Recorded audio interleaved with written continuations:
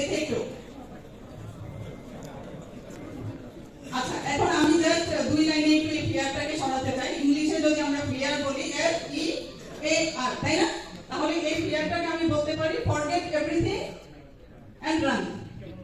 তার মানে আপনি ভয় পাইছেন, তাহলে পালিয়ে যান, ইন্টারভিউ বা চাকরি কোনো কিছু করার দরকার নেই। এটা হচ্ছে একটা উপায়, ফরগেট এভরিথিং এন্ড রান। আবার যদি ফিয়ারকে অন্যভাবে বলি FEAR, তাহলে কি বলতে পারি? Face everything and run.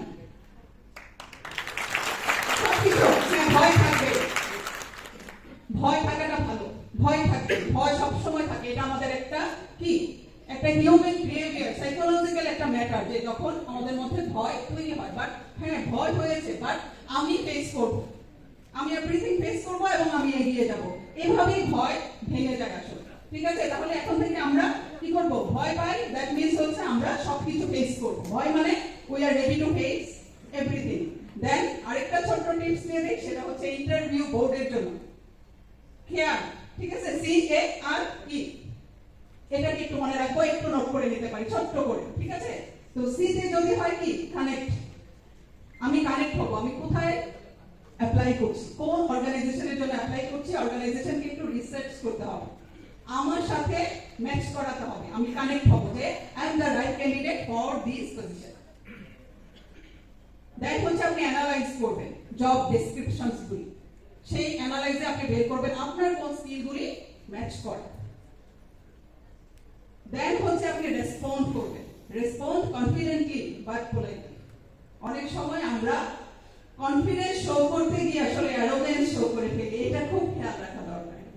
হ্যাঁ, অ্যাটিটিউডটাকে শো করি, ফিল করাতে চাই যে আমি খুব বেশি কনফিডেন্ট, বাট এটা আপনার অ্যারোগেন্সিকে শো করে। Don't do this.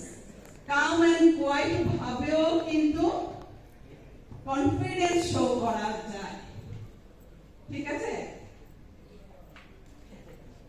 সো আমরা এই বিষয়গুলি খেয়াল রেখে একটু নিজেকে রেডি করে, আর ইন্টারভিউ বোর্ডে কিন্তু আপনি একেবারে প্রস্তুতি নিয়ে যাব, একেবারে সবকিছু মুখস্থ করে যাব, এটা বিষয় না।